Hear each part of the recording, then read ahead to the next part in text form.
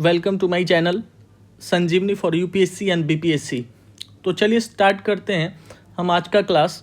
Colonialism, उपनिवेशवाद। उपनिवेशवाद basically हम लोग को दो जगह पढ़ने को मिलता है, एक हिस्ट्री में और दूसरा आईआर में, इंटरनेशनल रिलेशन में। तो हम इसके सभी आयामों को समझने का कोशिश करेंगे ताकि मेंस में हम एक अच्छा उत्तर लिखने का प्रयास कर पाए। तो चलिए स्टार्ट करते हैं। सबसे पहले हम इसके अर्थ के ऊपर बात करेंगे, इसके प्रकृति के ऊपर बात करेंगे, प्रभाव के ऊपर बात करेंगे और मोस्ट इंपॉर्टेंट भारत में इसके विभिन्न चरण व विशेषताओं के ऊपर हम बात करेंगे। आइए जान लेते हैं उपनिवेशवाद क्या है। देखिए, परिभाषा आपके लिए सबसे सटीक तो मैंने लेके आया है, लेकिन सबसे पहले सिंपल वे में समझ लेते हैं कि उपनिवेशवाद क्या है। किसी एक राष्ट्र के द्वारा दूसरे राष्ट्र पर आर्थिक विद्रोहन हेतु अधिकार करना, मूलतः आर्थिक होता है परंतु सामाजिक और सांस्कृतिक भी होता है, इसे उपनिवेशवाद कहते हैं। ओके, आइए डेफिनेशन में समझ लेते हैं। उपनिवेशवाद यूरोपीय वाणिज्यवाद की एक महत्वपूर्ण विशेषता के रूप में है, अर्थात उपनिवेशवाद एक देश के द्वारा दूसरे देश पर नियंत्रण कर लाभ प्राप्त करना उपनिवेशवाद कहलाता है। इसके अंतर्गत एक देश के द्वारा दूसरे देश पर एक अधिकार स्थापित करने का प्रयास किया जाता है। ओके, जैसे इस डायग्राम में हम देखते हैं, ये मातृ देश है जैसे इंग्लैंड, और ये इंडिया है, ये साम्राज्यवादी देश है और ये उपनिवेश है, इंडिया उपनिवेश है। ओके, मातृ देश जो है क्षेत्र देश का राजनीतिक तौर पे, आर्थिक रूप से, सामाजिक रूप से इसका शोषण करेगा अपने हित के लिए। जैसे ये ए है और ये बी है, यहाँ ये इन्होंने नियंत्रण किया और इसका प्राकृतिक और आर्थिक रूप से इनका दोहन करेगा अपने हितों के लिए, तो इसे हम कहते हैं उपनिवेशवाद। ठीक है दोस्तों, आइए इसके प्रकृति को देखते हैं। उपनिवेशवाद का मूल तत्व आर्थिक शोषण है जो विभिन्न तरीकों से किया जाता है। जैसे एक उपनिवेशवाद राष्ट्रीय उत्पादन की एक विशेष मात्रा का उत्पादन करता है, इसका एक भाग उस उपनिवेश के रख रखाव और निर्वाह के लिए आवश्यक होता है। इसके अलावा जो बचता है वह उस उपनिवेश का आर्थिक अधिशेष होता है। यह आर्थिक अधिशेष कई तरीकों से हड़पा जा सकता है। इस अधिशेष को हड़पने का स्वरूप ही वास्तव में यह निश्चित करता है कि उपनिवेशवाद को किस नज़र से देखा जाना चाहिए। जैसे जैसे हड़पने के स्वरूप में परिवर्तन आता चला जाता है, वैसे वैसे औपनिवेशिक नीति में भी परिवर्तन आता चला जाता है। जैसे हम इसको जैसे समझते हैं, मान लीजिए ये ए कंट्री है और ये बी कंट्री है। ये साम्राज्यवादी जो कंट्री है, यहाँ पे जो भी अपना उद्योग फैक्ट्री धंधा स्थापित किए थे, एक काल्पनिक डाटा लेते हैं, मान लीजिए 100 रुपये का यहाँ से जो भी अपने उद्योग धंधे से उन्होंने कमाया, लेकिन यहाँ पे मूलतः जीने लायक जो भी मूलभूत ज़रूरत की जो सामानें थी उनको लेके यहाँ पे वो 40 रुपये खर्च करते हैं। ठीक है, और बाकी के बचे 60 रुपये अपने देश में लेके चले जाते हैं। और दर टाइम टू टाइम क्या होता है कि इनमें चेंजेस आने लगता है। जैसे ये 40 है, आने वाले टाइम हो सकता है ये 30 हो जाए, इधर 70 हो जाए, या हो सकता है इधर 50 हो जाए, इधर 50 हो जाए। तो ये टाइम टू टाइम क्या होता है कि चेंज होते रहता है। ठीक है दोस्तों, जैसे उपनिवेशवाद का विकास एक ढांचे के अंतर्गत होता है जिसमें कई के विचारों, व्यक्तियों और नीतियों का समावेश होता है। लेकिन ऐसा नहीं है कि विचारों या व्यक्तियों के बदल जाने से उपनिवेशवाद की मूल प्रकृति में बदलाव आ जाता है, अर्थात उपनिवेश का शोषण जारी रहता है। जैसे आप समझिए, इंडिया में जो है इंग्लैंड से बहुत सारे लॉर्ड्स आए, वाइसराय आए, लेकिन इंडिया का शोषण रुक गया?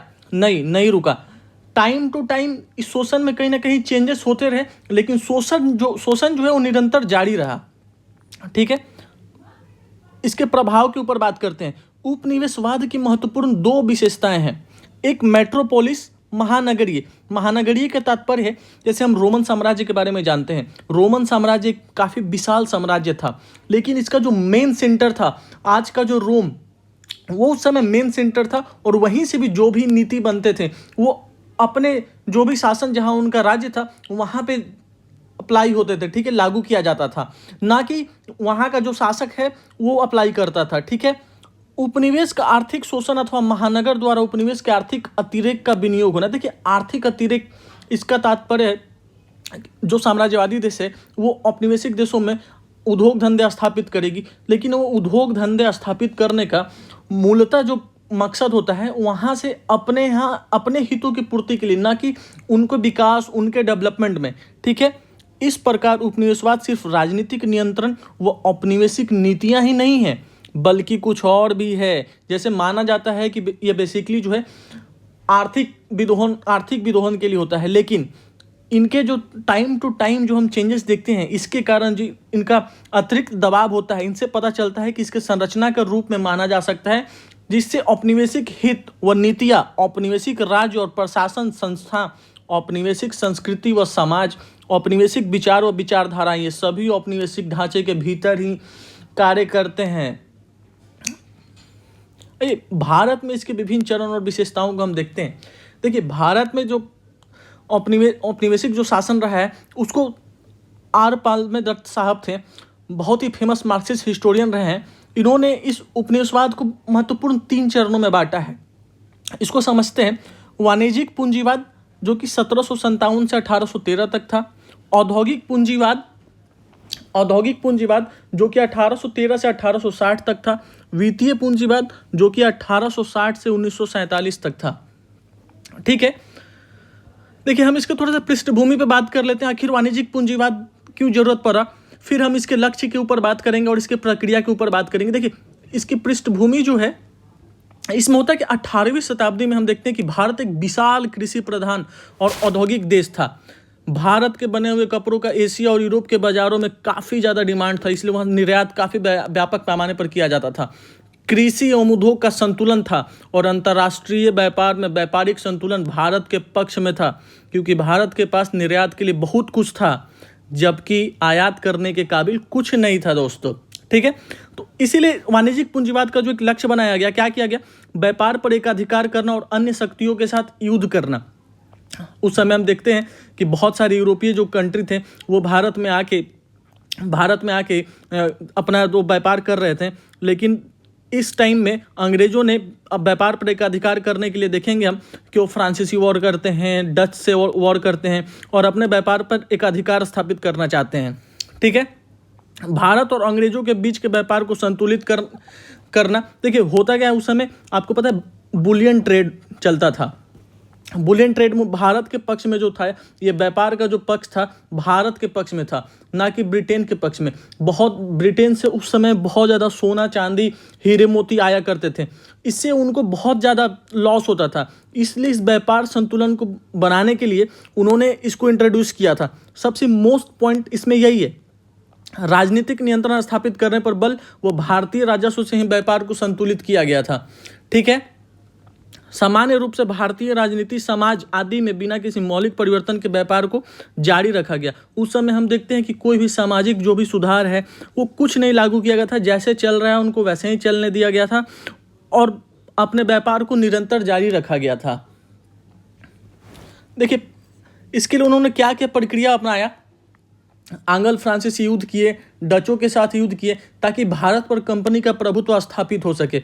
बंगाल पर नियंत्रण किए, जैसे हम जानते हैं प्लासी के युद्ध के बाद बंगाल, बिहार, उड़ीसा एवं दक्षिण के कुछ हिस्सों पर उनका नियंत्रण हो गया। और इसी के बाद हम देखते हैं इलाहाबाद की संधि किए वो अपने राजस्व को अपने हाथ में लेने के लिए। ब्रिटेन के व्यापारियों को घूस देकर कंपनी ने भारत से दूर रखा था उनको। जमींदारी व्यवस्था को इंट्रोड्यूस किया गया। ठीक है, इसका परिणाम क्या हुआ दोस्तों, धन का निष्कासन व्यापक पैमाने पर हुआ। परिणाम स्वरूप क्या हुआ, भारत गरीब होता गया और इंग्लैंड जो है वो अमीर होता गया। और भारत के प्राप्त पूंजी से ही ब्रिटेन का औद्योगिकरण जो है उसमें काफ़ी महत्वपूर्ण भूमिका रहा। इंडस्ट्रियल फेज के ऊपर हम बात करते हैं। देखिए, प्रथम चरण में क्या होता है कि जो वाणिज्यिक जो पूंजीवाद था, इसे भारत के प्रत्यक्ष लूट से कंपनी के पास बहुत ज़्यादा धन संचय हो गया था। इस धन संचय के कारण इंग्लैंड में औद्योगिक क्रांति के विस्तार में बहुत ज़्यादा सहायता हुआ, बहुत ज़्यादा सहायक हुआ। ठीक है, और उस समय क्या हुआ, इसके कारण उद्योगपति पूंजीपति वर्ग का जो जन्म होता है, तो ब्रिटिश उद्योगपति वर्ग के बढ़ते हुए उत्पादन जो होता है, उत्पादन के खपत के लिए बाजार का आवश्यकता उनको महसूस होता है। और भारत जैसा विशाल और अधिक जनसंख्या वाला देश उनके लिए जबरदस्त आकर्षक वाला देश था दोस्तों। ठीक है, उस समय हम देखते हैं कि उसके बाद भारत का जो उपयोग था वो ब्रिटेन की मशीन निर्मित वस्तु के एक बाजार के रूप में भी करना था। इसलिए कच्चे माल की मांग को बहुत ज़्यादा बढ़ा ब्रिटेन में, और माल खपाने के लिए एक मार्केट का भी आवश्यकता था। ठीक है, प्रक्रिया देखते हैं इसमें क्या किया गया दोस्तों। 1813 व 1833 का अधिनियम लेकर आया गया। इसमें हम देखते हैं कि ईस्ट इंडिया कंपनी का जो मोनोपोली व्यापार का एक अधिकार था उसको खत्म किया गया। देखिए कभी ऐसा नहीं होता 1813 का चार्टर एक्ट रात में वो आराम से सोएं और उनको सपना आया कि भाई 1813 का चार्टर अधिनियम ला दो और कंपनी का एक अधिकार खत्म कर दो, ऐसा नहीं। पूंजीपति वर्ग का जब जन्म होता है तो ब्रिटेन की सरकार पे बहुत ज़्यादा दबाव बनाया जाता है कि क्या ईस्ट इंडिया कंपनी का इतना ज़्यादा मोनोपोली क्यों, हमें भी व्यापार के लिए इजाज़त दो। इस कारण 1813 और 1833 में इस अधिनियम को लेकर आया गया था। सामाजिक सुधार का प्रयास किया जाता है। इसमें हम देखते हैं इसी समय सती प्रथा होता है, सती प्रथा का अंत किया जाता है, कन्या सुधार किया जाता है, और इसी समय हम देखते हैं परिवहन क्रांति किया जाता है, संचार क्रांति किया जाता है। परिवहन क्रांति में रेल का बहुत ज़्यादा व्यापक पैमाने पर विस्तार किया जाता है। संचार क्रांति टेलीग्राफ सेवाओं को इंट्रोड्यूस किया जाता है। ठीक है दोस्तों, देखते हैं वित्तीय पूंजीवाद। यूरोप के अन्य देशों का औद्योगिकरण में ब्रिटेन को नई प्रतिस्पर्धा का इसमें सामना करना पड़ता है। बाह्य दृष्टिकोण से इंग्लैंड के अलावा यूरोप के अन्य देश जैसे फ्रांस, जर्मनी, अमेरिका, जापान में भी औद्योगिकरण होता है उस समय। ठीक है, इन देशों ने अपने माल के लिए मंडियों की तलाश में तथा कच्चे माल की खोज एशिया और अफ्रीका के आरंभ कर देते हैं वो लोग। ठीक है, फलतः अंतर्राष्ट्रीय स्तर पर क्या होता है कि संघर्ष छिड़ जाता है व्यापक पैमाने पे। तो इसलिए क्या किया जाता है कि विदेशी निवेश को बढ़ावा दिया जाता है। हम देखते हैं उस समय कि औद्योगिकरण तथा औपनिवेशिक शोषण के कारण इंग्लैंड के पास असीमित मात्रा में पूंजी जमा हो जाता है। इस पूंजी के कारण जो बैंक होते हैं, उद्योगपति होते हैं, वो उत्पादक संघ तक ही सीमित हो जाते हैं। इसलिए इस पूंजी के निवेश की समस्या उत्पन्न हो जाता है। ऐसा माना जाता है कि पूंजी विदेशों में कृषि, खनिज संपदा और यातायात के साधनों में अगर लगाया जाए तो ज़्यादा लाभप्रद होगा और सुरक्षित भी होगा। ठीक है, इससे क्या होगा, एक तो मजदूरी में सस्ते में रहने के कारण उनको मुनाफा ज़्यादा होगा, इसलिए इनको इंट्रोड्यूस किया जाता है। हम उसी समय देखते हैं चाय में, रेल में, खादान में बहुत ज़्यादा इंट्रोड्यूस होता है। बैंकिंग व्यवस्था का जन्म भी हम देखते हैं उसी समय होता है। देखिए, भारत में औद्योगिकरण के नियंत्रण के लिए बैंकिंग व्यवस्था बहुत ज़्यादा इंपॉर्टेंट था। इसीलिए हम देखते हैं कि इंपीरियल बैंक ऑफ इंडिया तथा विदेश एक्सचेंज बैंक की स्थापना इसी ड्यूरेशन में किया जाता है, और लेकिन इन बैंकों का मुख्यालय भारत से बाहर होता है। इसका परिणाम क्या होता है? परिणाम देखिए, भारतीयों को स्वशासन व लोकतंत्र के लिए हमेशा के लिए अयोग्य घोषित कर दिया जाता है। सामाजिक सुधार नहीं किया जाता है, कुछ भी सामाजिक सुधार नहीं होता है, क्योंकि इससे उपनिवेशवाद विरोधी विचारों के पनपने का खतरा था। इसीलिए उस समय कोई भी सामाजिक सुधार नहीं किया जाता है। ब्रिटेन इसमें कोई हस्तक्षेप नहीं करता है। इस चरण में भारत असली अर्थों में ब्रिटेन का उपनिवेश बन जाता है। ठीक है दोस्तों, आइए हम मेंस के ऊपर एक मेंस में पूछा गया क्वेश्चन जो कि यूपीएससी में भी पूछा गया है और आपके बीपीएससी में भी पूछा गया है। से 65वीं मेंस जो बीपीएससी होगा उसमें हिस्ट्री ऑप्शनल वालों के लिए ये काफ़ी ज़्यादा इंपॉर्टेंट क्वेश्चन हो जाता है। देखते हैं, उपनिवेशवाद से आप क्या समझते हैं। उपनिवेशवाद के विभिन्न प्रारूपों की चर्चा करते हुए भारत में इसके विभिन्न रूपों की विवेचना करें। आई थिंक आप इस क्वेश्चन को काफ़ी सुंदर ढंग से लिख सकते हैं। ठीक है दोस्तों, थैंक्स फॉर वॉचिंग। फिर मिलते हैं नेक्स्ट वीडियो में।